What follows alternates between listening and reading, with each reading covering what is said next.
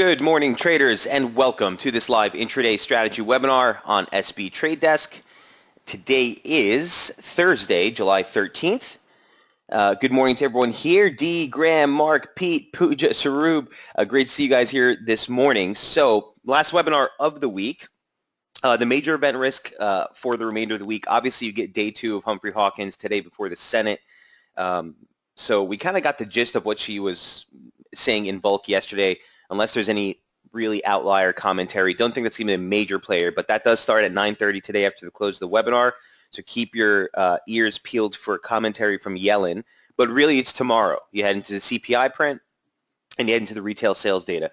Now, the CPI print is actually pretty interesting because we are expecting a downtick in year-over-year CPI to 1.7%. Remember, the Fed's goal is 2%. Retail sales figures also, not expected to be anything too fancy. We're looking at a 0.1% clip. We saw a contraction last month of 0.3. If you strip out auto, looking at 0.4% up from a flat read. So nice little bump up in retail sales, but really the focus will be on the CPI read, which is expected to fall year on year from 1.9 to 1.7. Core, if you strip out food and energy, is expected to hold at 1.7. That's all to say, guys, that the inflationary picture remains the Fed's focus. So every time we get either CPI or PCE numbers, the markets will react. Largely speaking, from the dollar standpoint, looking at it from the DXY, the Dixie it's unchanged. The setup is still exactly the same. We're still sitting at slope support. We tested, as we noted yesterday in the webinar, monthly open support as well. That's still kind of the level I'm looking at. And bearish invalidation still holds at 96.80. So as far as the dollar index is concerned, largely the euro is kind of keeping this thing afloat still. But it still continues to hold above this slope. This is the focus. Once we clear this to the downside, we have those targets again at 95.09, 95.20 is just a soft target really. This is really the main focus if we do break to the downside, 94.50. And again, that's the 2011 slope support. So from a trading standpoint, the index still looks unchanged. Here's what we look like on the 11th. Okay, here's the near-term picture. It looks like we're still holding monthly open support. We dribbled into it, and we're kind of sitting right here right now. Here's the intraday picture. Looks like on the 120. Okay, so no change to any of those levels on the index. Hey, D, good morning to you as well.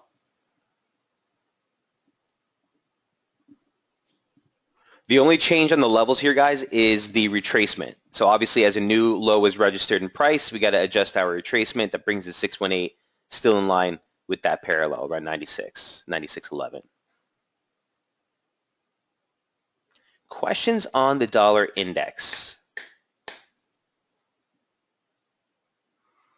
So I'm going to shoot through this one really quick because I don't really think we have that much. I do want to continue to note the ongoing divergence into the lows. Again, not a reason to get bullish, but certainly a reason to curb your expectations near term as you continue to see price action making a new low on a close basis, and a series of higher lows. So, we could hold this range again into Yellen, maybe looking for tomorrow's CPI to give us a break, but as far as the index is concerned, it's at downslope support. Questions, concerns of any type?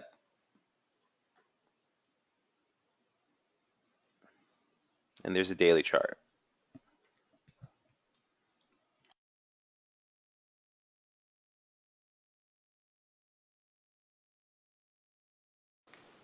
Okay, moving right along.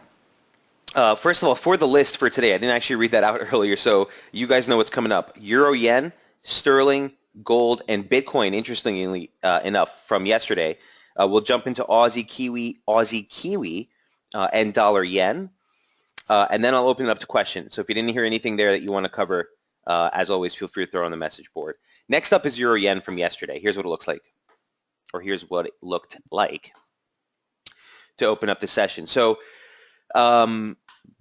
the level of which we reversed at was really beautiful, 130.69. That was the 2016 open and the upper median line parallel of this formation that we've been following off the lows from last July.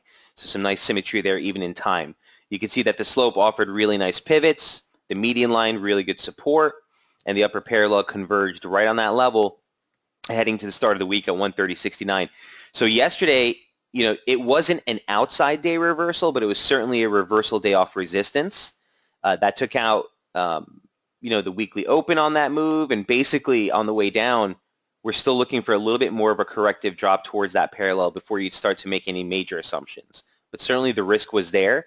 Momentum saw its first break sub 70 on a closed basis since back here, and certainly that triggered at least a couple of days of correction. So look, it's a bullish slope, but you're at upslope resistance. Just as the dollar index is at downslope support, this is at upslope resistance. So the broader trend is still constructive, but certainly near term, you risk that near term pullback. So for the 240-minute chart, it's a little bit more evident in that you had basic channel resistance as well. Keeping it basics, right? Basic slope support. Whether you extended off this high or whether you actually took it off that high, gave you a little bit more room. But if you squeezed it in, nuzzled it in, remember, the more touch points, the better. I'll dismiss that as sort of a false break. But you have 1, 2, if you want to call that, and then 3, 4. So still held right there. Again, the 2016 open isn't highlighted here, but that was 130.78. Just higher, right at the highs, and the pullback. So the risk was still for a move lower. I still think that's kind of the case. You saw it dribble down a little bit lower here on Euro Yen. Here's what we look like right now before bouncing again. So here's the daily chart. Well, let me take it back to the daily chart real quick first.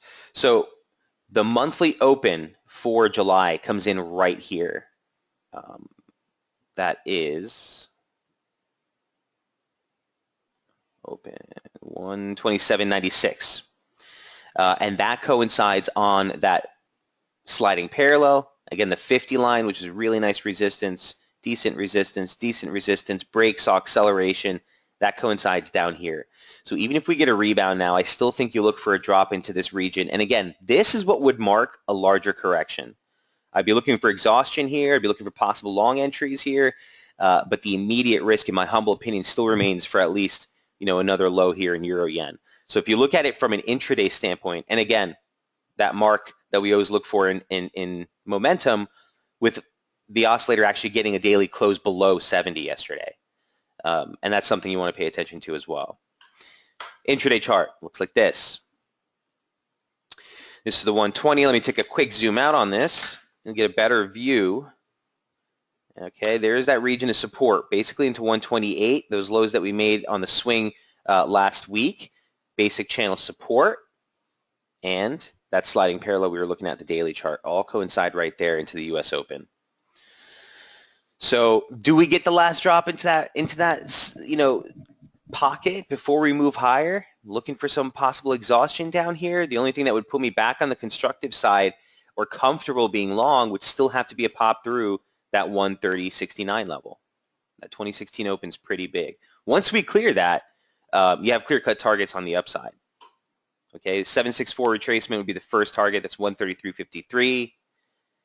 And then you'd be looking for that rally into the 618, and that takes you as high as 134.28 up here.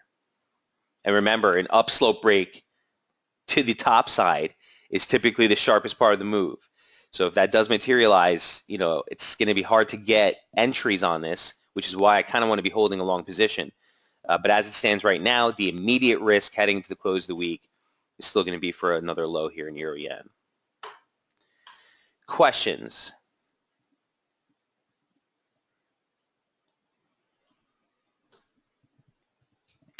All right. Sarub, silver, please, for short entries. Let me add that in, silver. Mr. Sarub wants to take a look at silver. Gotcha. Okay, so continue to track this one.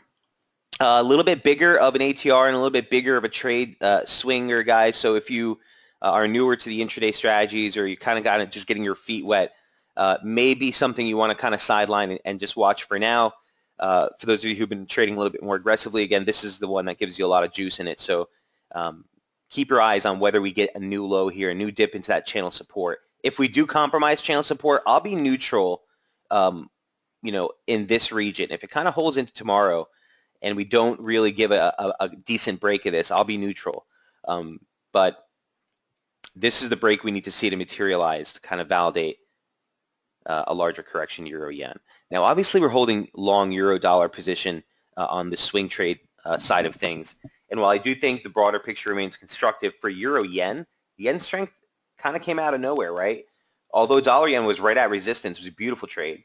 The broader yen strength is kind of in question at this point. So this is why this focus range for me right now becomes even more important. Moving on to British pound, number 3. Here's what sterling looks like now. And here's what sterling looked like last night. So as far as the pound is concerned, the daily chart's pretty messy. And it's really all about the intraday picture. And yesterday we had a really clear picture of a nice, sharp, and decisive rebound off of confluence support. You had the lower median line parallel of this formation. This is the same formation that we were following from earlier last week. And then you had basic channel support, which we overshot even, and a basic 50% retracement of the entire advance off the lows from last month. So all of that coincided just above the 128.06, 128.08 level. We probed right into it, and the rebound really solidified the weekly opening range. So last night we highlighted, look, 129.19, that's basically the stretch high for the week. That's a basic 50% retracement. You have channel resistance. It would necessitate another break above this 50-line slope, and that's really what we need to establish ourselves firmly above to validate the near-term reversal. I think we're getting it now. Okay, and here's what it looks like.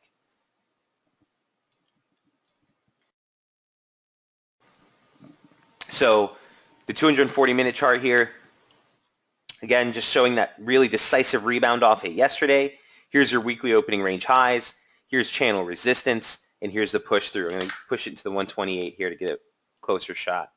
So a little comparison side-by-side action here. I mean, that's the zone. That's the zone. And specifically today, if we're really able to affirm a close above this, as I said last night, I've been favoring, the classic long side here of sterling for a while. The pullback got deeper than we thought. If you remember or if you recall, I always leave the link to the previous one, guys. Good, bad, or ugly, winner or loser. I always put the previous update. And if you click on this, we actually wanted to stay constructive above 28.60.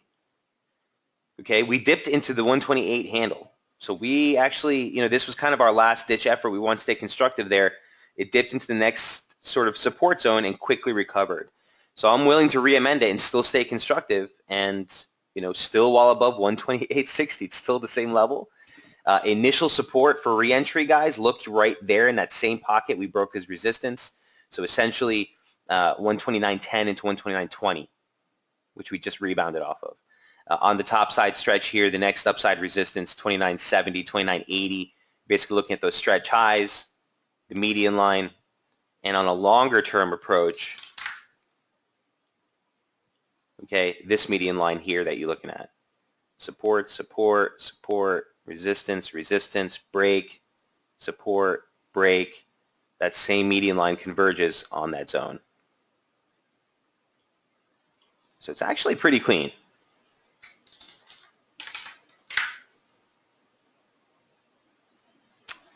Questions on British pound?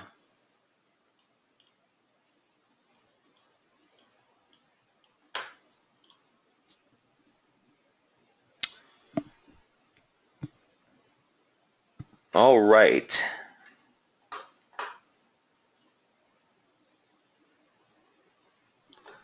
Okay, moving right along. Mike, very short term sterling is showing divergence, says Graham. Let's take a look. How short term are you looking, Graham? He says 5 and the 30. So yeah, first thing I'll do is always check out the 30. And so you don't have divergence here just yet. Remember, Graham, when we're looking at this, it's all about the close of the candle. So yeah, if we were to close right now, you'd have divergence, right? The candle's at the highs and the momentum signature is not validating that new extreme in price. but you haven't closed this candle yet. So if this were just to pull right back before this 30-minute candle is up, you still got 15 minutes, you're slap in the middle of it. If it pulls right back lower, this will never have looked like it was divergence. So we don't have divergence, that's to say, on the 30 yet. If we take a closer look at the 5, it's similar. It's similar. You wouldn't have necessarily divergence here. On the larger scope, even, remember, Graham, easy way to do it, bring it into a line chart. So we're making, that's a slightly lower high, actually. If this were to close here, you might scratch out some divergence, but I think we're kind of grasping at straws here.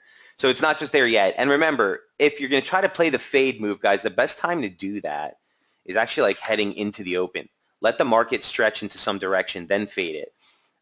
Because what happens is if you try to start to fight the move here, U.S. market comes online, traders jam this up into resistance, now all of a sudden you're sitting on the tail end of the move.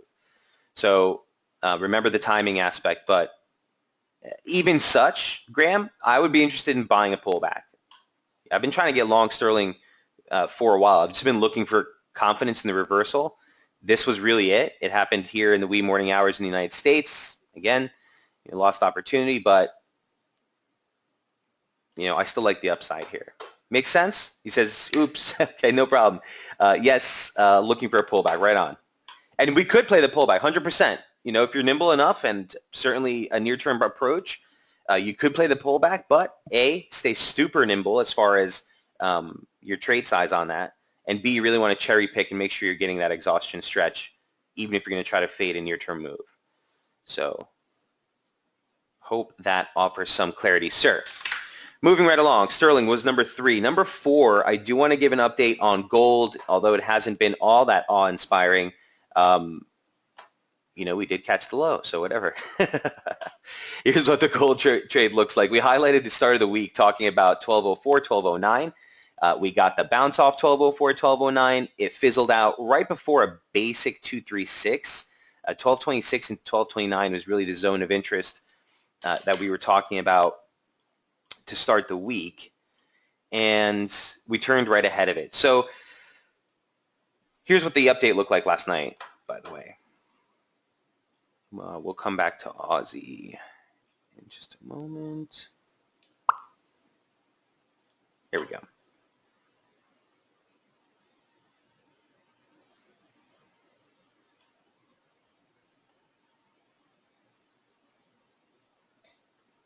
Okay. 1214, that's the level I was looking for. I forgot to bold it for you last night. That's the initial support that I'm looking for on the move here. And 1214 corresponds not just with the lows that we made on that swing here yesterday, but it also corresponds with the new low day close. Okay, so if we take the low day close for the month, that's the close that we made on the 10th here. The close of that session actually comes in at 1214 on spot, 1214.02. So that's sort of what I'm looking for near-term support. If we're going to make another stretch higher, the broader trade is still bearish, okay? But the technical significance of this zone and what's lying ahead here could be begging for one last sort of stretch here. Remember, you had the 200-day moving average, you have those swing lows, you have former basic trendline support, 3-touch support line, all converge right here. So I wouldn't be surprised out of the realm of possibilities here to see a break of support, come back, test it as resistance before moving off. That being said, you're at downslope resistance well below this line. So I'm kind of focused on this region right here. I don't know if it's going to make the first break higher first and then move lower, guys, or if it's just going to continue to move. But at the end of the day, for the larger swing type of setup, I don't want to take a short at the lows here. I'd be interested in either shorting a rally towards 1240, or if you get a pullback here, look for an exhaustion low heading above this region for that last spike higher.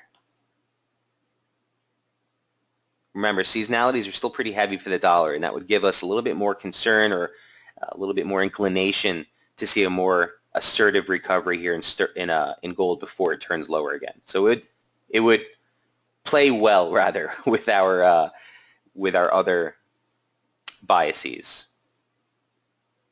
Don't stress 1229, by the way, right now. Stress that 1226. It's in line with the highs for the week, in line with that fit with the median line for the current operative formation. These are just a stretch high, so don't necessarily stress this level. It's really a break above this that would shift it. Questions on gold. A good one to watch for tomorrow. Remember, gold's primary uses over the years are safe haven plays, which we don't necessarily have right now as stocks continue to hold near the highs, but certainly inflationary concerns, and we'll be looking for that inflation data tomorrow, which could move things in the gold market. That's number 4.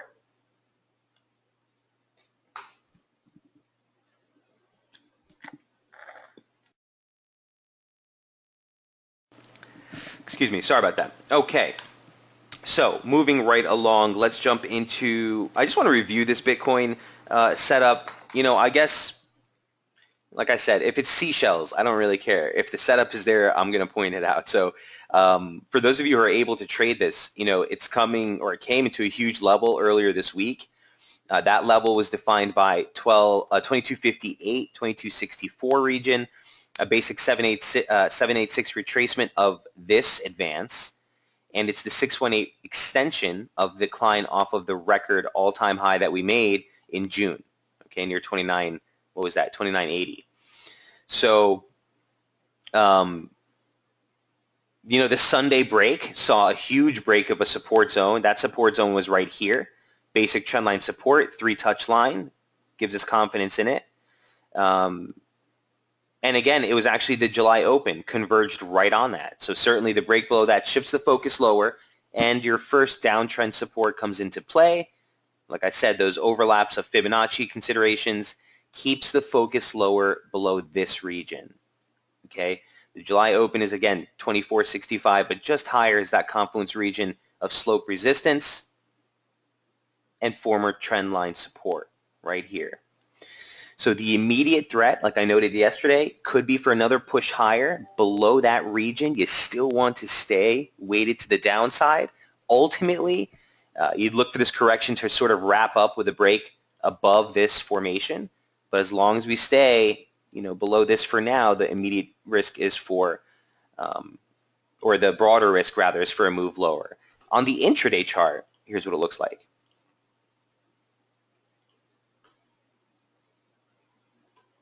Okay, so that was the daily.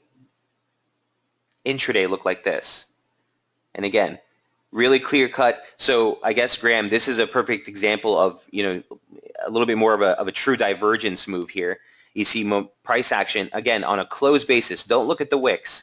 A lower low, the oscillator making a higher low.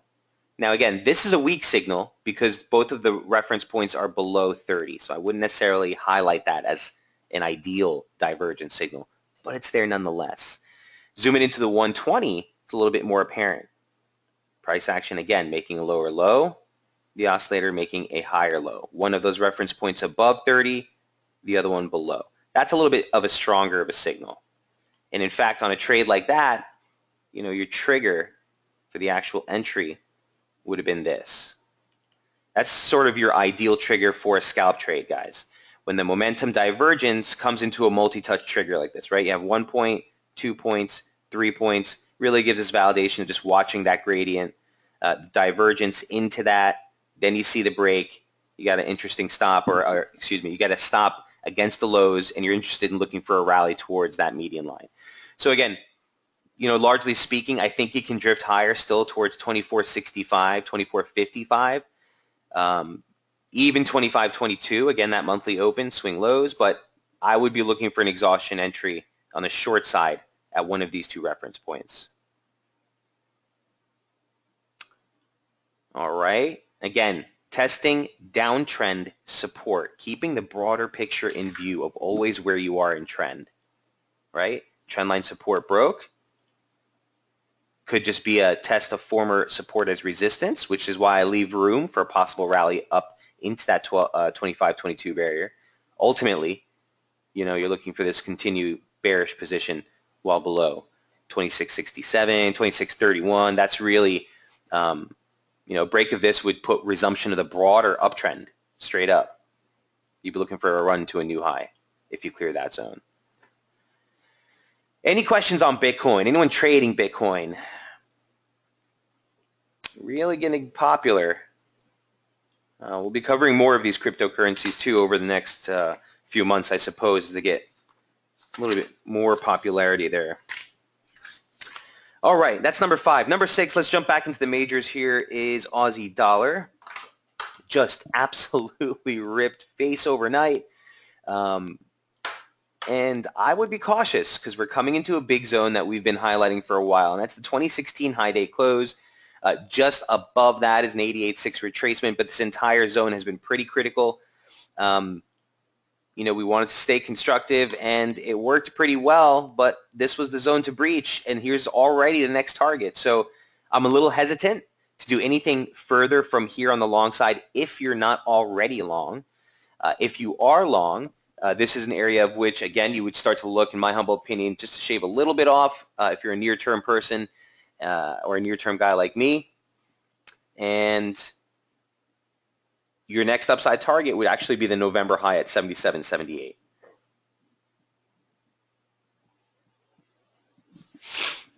Now look, to put things in perspective, and it's very important to do that, if you're holding on to a decent entry, or first of all, if you're holding on to the swing trade, don't omit everything I'm saying right now. I don't want to alter that risk-reward setup for you guys. So I'll be holding on to that on the side. That's a separate deal. For intraday guys, or if you're looking for fresh positioning, the opportunity for the long side of the Aussie is going to be plentiful if this break is legit.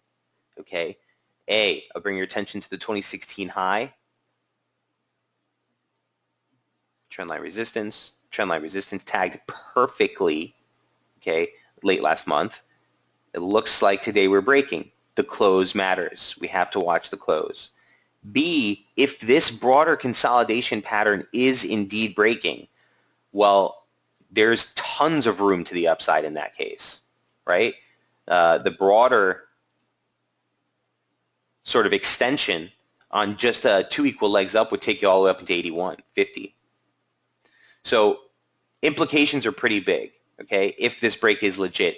Just from a horizontal or a lateral technical level, resistance, we only got one daily close since 2016 high, and this is the high day close, outside close actually. It's outside day close, pretty big. It's the bottom of the range, 77.35, and we're there right now.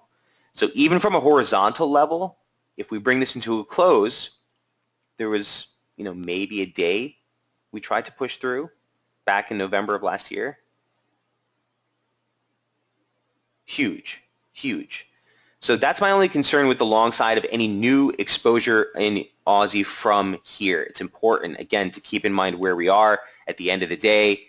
This is I guess you can stretch it into a multi-year range, but certainly a range that has held since the highs that we made in August of last year. So watch this zone. That being said, here's what Aussie looks like on the intraday. 2016 high day close. Really nice downslope we were watching into the start of the week. Here's what the update looked like for Aussie.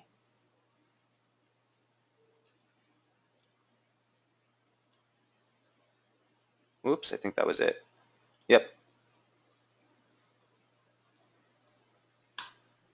Okay, so took out the 88.6. We're basically trading right up here right now, right into the 2016 high day close. So the levels actually we have to adjust for just a moment. So the 618, that's null and void now. We've taken out that range high. We can scratch that.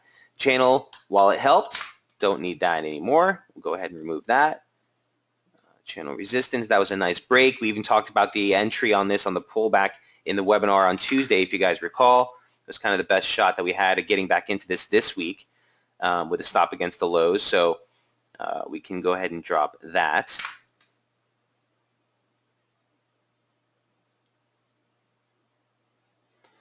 Broader bullish inval, I'm going to go ahead and bring up into that 76.36 level. November highs, next topside target.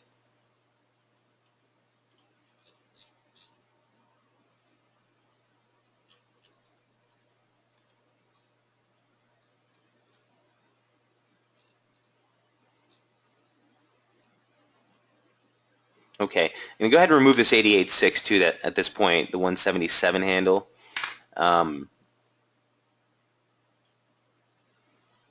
Don't think we really need that at this point. So I guess the question from here is, where do we look for support on the pullback if we were to get some sort of pullback to try to get back in? My first level of interest would sort of be along this gradient. So depending on where that is in time, guys, that's where I'd be interested in probably trying to probe again on the long side. As far as any attempt, and I'm going to say this just now because I know someone's out there thinking about this, of trying to get cute and short this thing, look, you'd need to be against a harder level, and momentum really needs to turn. Do you see how the oscillator here is in overbought condition? You know, well above 70 or at 80. That can stay there for an indefinite time period, and that's not when you want to fight the trend. I do think there's actually opportunity to play a corrective pullback off this near term, but you know, I wouldn't want to touch this unless we see RSI start to dip back well under that 70. Now, this is the 240 minute. Let's see what the closer time frames look like. 120 is still overbought. 60 is still overbought. So, you know, look for these to turn. You start to get into the tighter time frames. Obviously, it's not going to hold and overbought as long. But still, look at these dips. Every dip finding, you know, support at 60. That says still pretty bullish. So don't, you know, try to think that you're going to time this one just yet. If anything, Kiwi, which we'll go over in a moment, that might be the one to play the pullback. Obviously, Kiwi took us out last night. I've been trying to get back on the short side, as you guys know, since the start of the week. Never got the opportunity. I think I kind of missed another rally in overnight trade just because I like where it peaked. But before I move off, is there any questions here on Aussie dollar moving forward? Again, I think there's a risk of a near-term pullback. There's no indications yet from a technical standpoint that support that move, but the broader trade still obviously remains constructive. You're hitting upslope resistance and the top side of a major key range. So could it be worth a couple of pips, you know, a couple of dozen, couple of 30, 40 pips to the downside? Sure. But certainly the close, the implications of this break would be massive for the Aussie. All right, that is Aussie dollar number 6. Questions going once, going twice. Next up, Kiwi dollar number 7. Here's what Kiwi looks like. So Kiwi just absolutely ripped face. Again, another one. Here's what let me show you the daily chart first, I guess. We've been tracking this for a while, but look where it peaked, guys. And look where we're trading right now. The thing rallied right into that slope resistance, almost to the pip, disgusting. And it came right off, and this same daily candle now becomes paramount. We're now right at the monthly open. So all the volatility that we finally were waiting for, right? Kiwi was just sitting in this godforsaken range for so long. We got some nice trades on the short side, no doubt. I thought I was kicking myself because I got kicked out, because I got taken out of the trade at limit, but you know, the re-entry just never happened, and here we are right back at the highs, and we're closing, or we're trading right at the monthly open. So basically, we're unchanged on the month. So where do you go from here? Here's what the intraday chart looks like.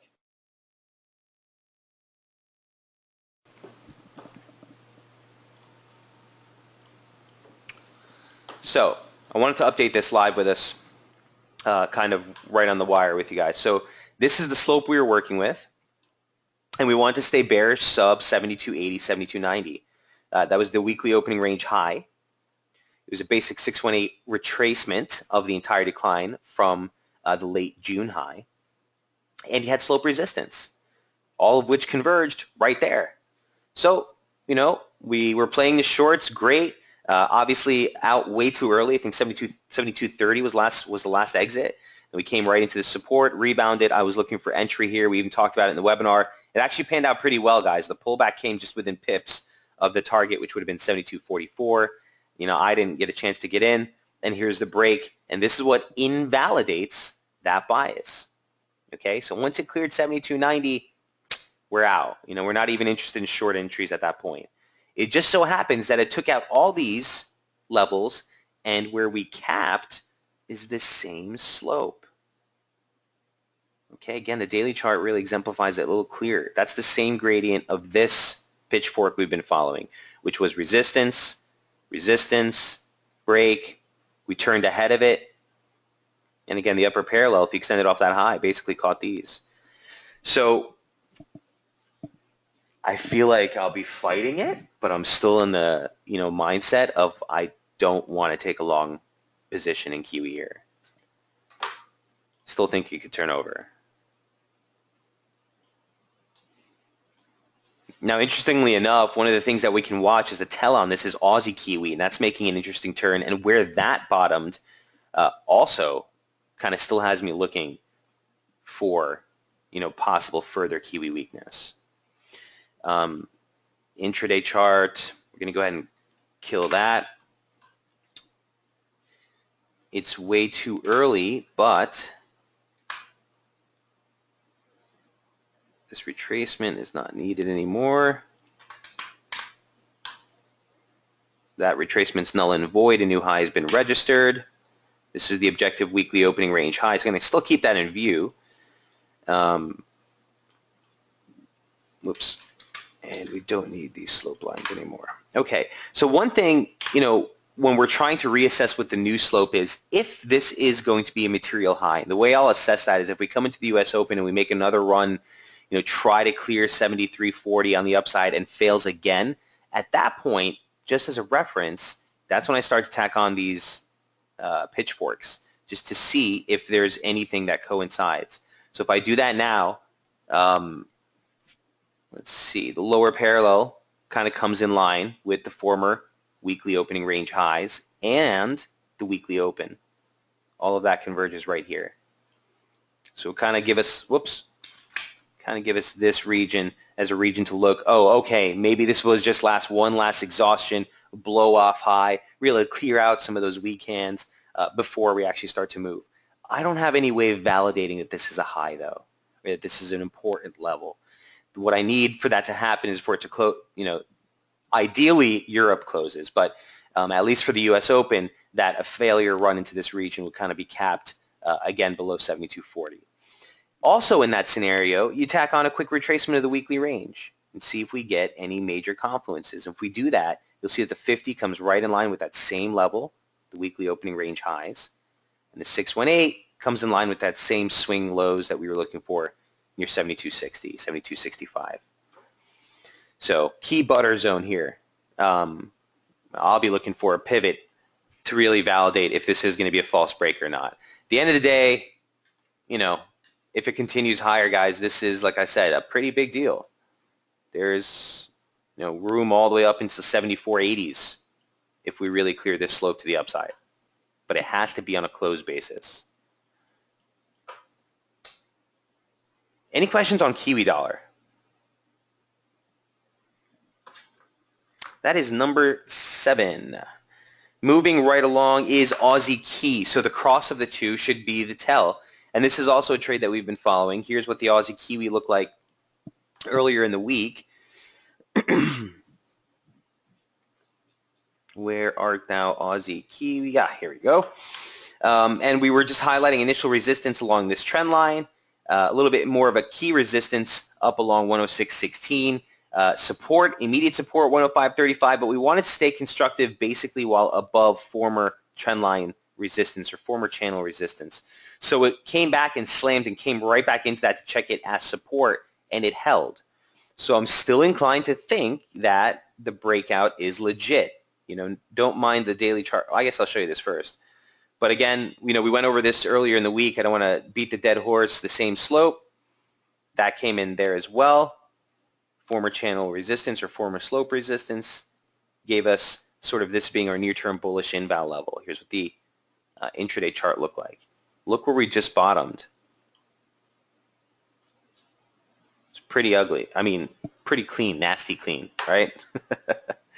Here's what the channel, basic channel resistance, break, and you're just checking in as support. Nothing fancy. Channel resistance, slope, nice pivots, nice pivot. That held as resistance. If you take that same slope to the lows, converged on there as well. So I'm inclined to think that this could be just a break of resistance, check as support, move right off. Obviously, the fervor of the rebound here, or the severity, magnitude of the rebound, also has me thinking, we want to kind of stay constructive still. Immediate risk, yeah, you're probably going to see a little bit of a drift lower, but I'm looking for entries against that low, if anything, to play the long side for a shot into that 106.15, 106.18 barrier. Still same levels. So no change to any of those targets, but where we just bottomed is pretty impressive. It's pretty impressive. It was right basically at the 50 line right here. So not out of the woods yet, but hasn't invalidated anything as far as the broader picture here for a broader turn possibly in Aussie Key. And again, that's, if we continue to rally higher, that's Kiwi weakness, which is our favored move as we just noted, and Aussie strength. Questions on Aussie Key? That is number 8.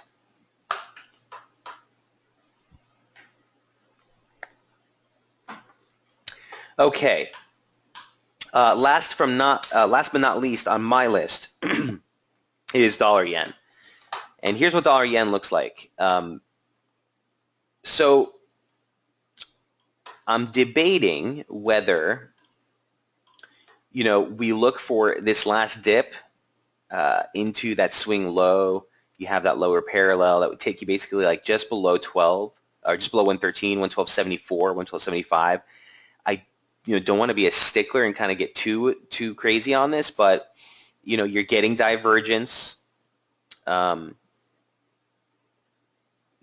thought I saw divergence. Nope, it's actually the same exact low. So here's Graham's a classic mistake. I'm doing it myself. Bring this into a clothesline or a close basis. Okay, it's a real slight divergence. Price action registering just a slightly lower low, the oscillator kind of drifting higher. So it looks like you could be getting some exhaustion. Nothing really to act on yet, but basically I'm looking for support into this zone, into this pocket. I mean, the formation has been pretty clean. There's no reason I think we should really doubt it. If you take a sliding parallel off these highs, pretty close dead on to the highs that we turned from. This was a pretty big butter zone as well, between 114.36, 114.60. If you guys recall, again, the update, that was the level that we were looking for earlier in the week, or last week, I guess this was on the 7th, for the sell. So at this point, I want to curb my short bias heading into 112.73, heading into that 113 barrier. With the broader focus still weighted to the upside,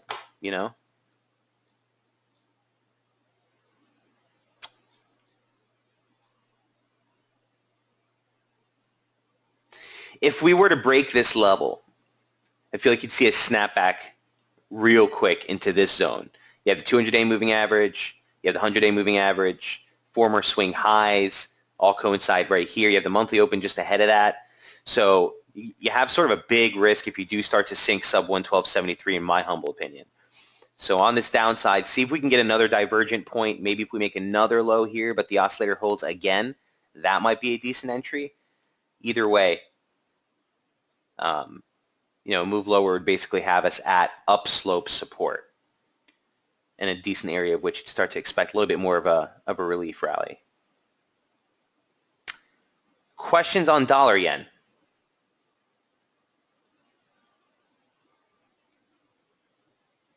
And if we do make that new low, that further, maybe another spout of yen strength, that might be what we need to get euro yen right into that pocket of support too. So kind of hoping we get that. Let's see if we can't get a tail into the U.S. Open. Okay, into your questions now. So we wanted to take a look here for Sarub at silver prices. We took a look at gold earlier,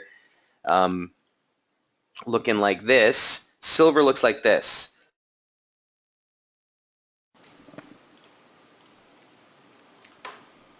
Oh, this trade, right.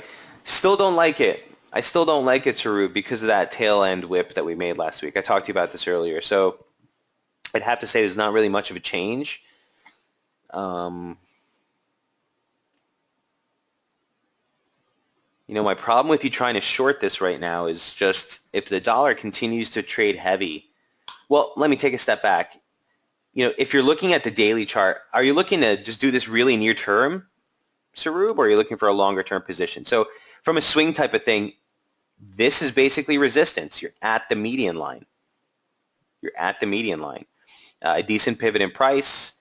The break saw acceleration, resistance, break saw acceleration, support, support, break, and here we are again as resistance. This is also trading just above the 2017 open, Sarub. So you haven't even made a break or close above the yearly open. We're basically unchanged on the year, slightly higher. So I'm of the mindset of having kind of a neutral stance here. If anything, I would say the immediate risk would be for a pullback, then another high before you start to even assess this as a bottom or any kind of reversal. But near-term price action hasn't been all that inspiring right now, so I don't really have a strong conviction on this. And even, trying to find targets, I really rarely like to use those tick lows. So if I use the low for this week,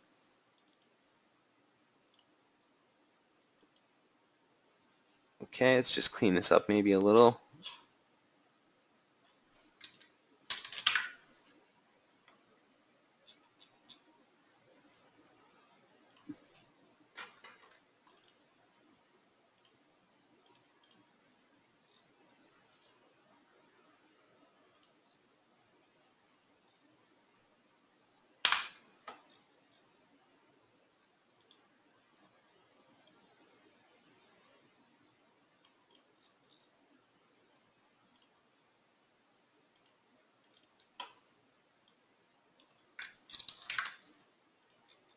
Open it up a little bit for you there, but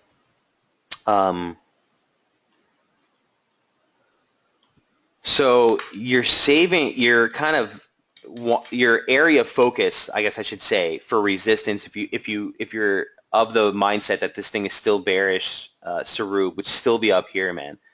I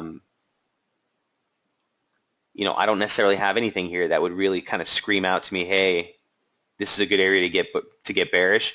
If you were to rally into these swing lows, basic channel resistance, maybe you can get away with a short scalp, but this is not price action that for me as a near-term guy really is inspiring. I would kind of stay away from something like this and let the dust settle before you get a little bit more of an aggressive approach.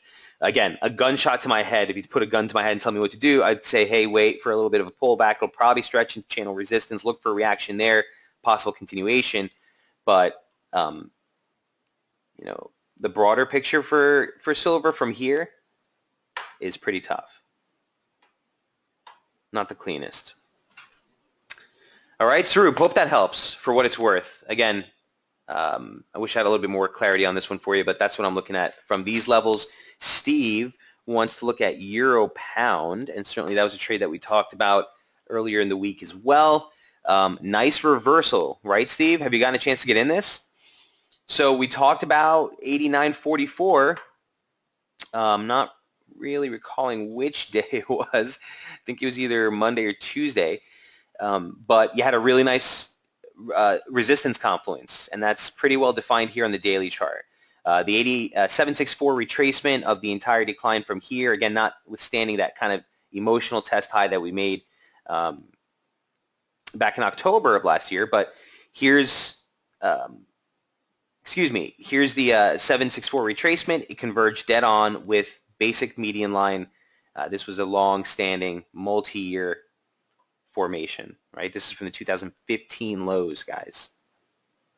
We talked about this slope, the fact that if you took that and the late low in 2016 and the lows that we made this year, that pitchfork mirrored the same exact gradient of that broader picture we were looking at.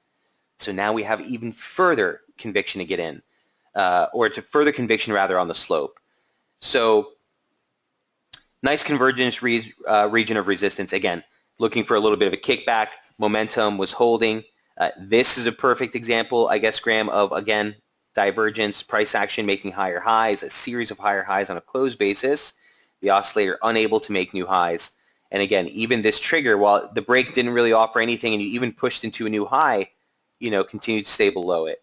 3-point trigger stayed as resistance. I'm of the mindset that you want to still see this drop lower into this pocket of support. This is the real test. If we break below 87.87, more importantly, the monthly open, 87.70, that would open up a much larger reversal here, in my humble opinion, for euro pound. Not a reversal of the broader uptrend. Obviously, we've been holding this trend for a couple of years now, but certainly the near-term picture would start to shift back to the downside. Remember, objectivity. Forget what Mike Boutros says or anyone. Here's your yearly open.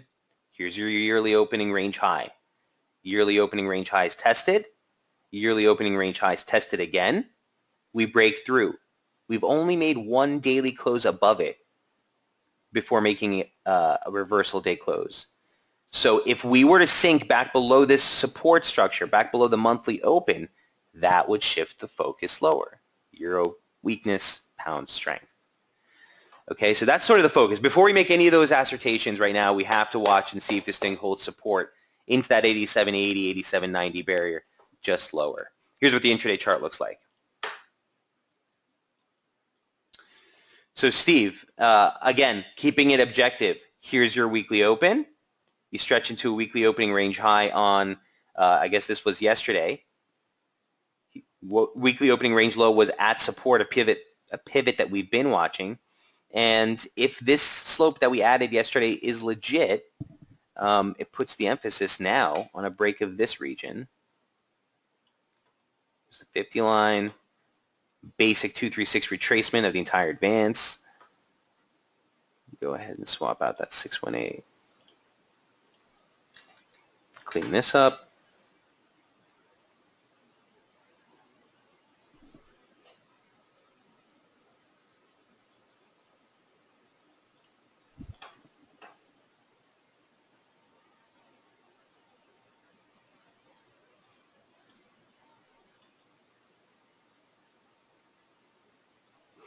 Yeah, so if you're holding shorts, this question was for Steve, right? If you're holding shorts, Steve, watch this little pocket right here. It might be an area to clean it up a little bit, maybe take a little bit off the table. As far as re-entries on the short side, that's what I was just kind of scoping out right now. I really would have to say I want to stay below the January high still. We've kind of probed through it on a couple of different stretches, but it's euro pound, you know what I mean? If we were to get a stretch back into the median line, I would hate to kind of miss it, but your stop would need to be against that overnight high. Your stop would need to be against that overnight high. So as close as you can get to that, where you're comfortable with that kind of stop, your next downside targets would be obviously just the swing lows from Friday of last week, or this is not even Friday of last week, this is like midweek, and the lower parallel.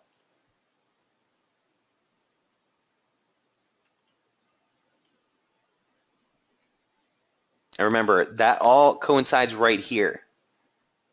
Okay, and the monthly open is just lower. So that's your area to beat. And if we do downside break, the way to play it, in my opinion, would to be wait for the recovery, then sell that, looking for a much deeper stretch. But this is the basic major key support zone you really need to respect. Steve, I hope that helps. Does that make sense?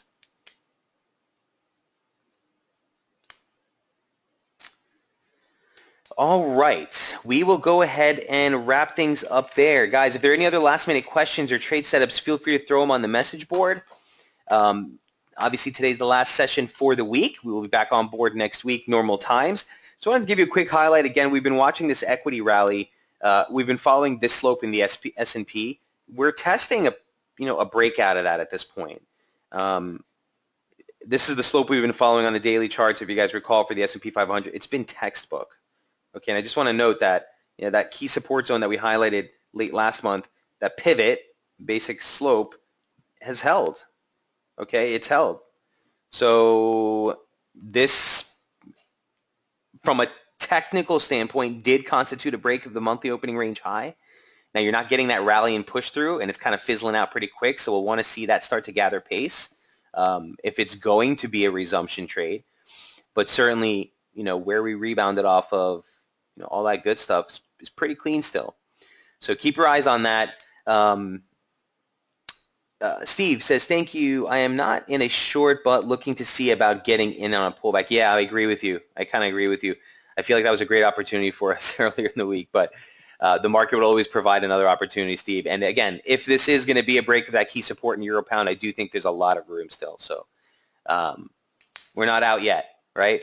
Pete says, thanks and have a great weekend. Hey, same to you. Guys, again, best of luck trading into the close of the week. Remember, tomorrow CPI and retail sales figures out of the United States will really kind of curb things off. Today, 9:30, right after the close of this webinar, again, Yellen will start her second day of testimony before the Senate. So keep your ears peeled on any commentary from the Fed chair. I'll see you guys all next week. Have a great weekend. Cheers.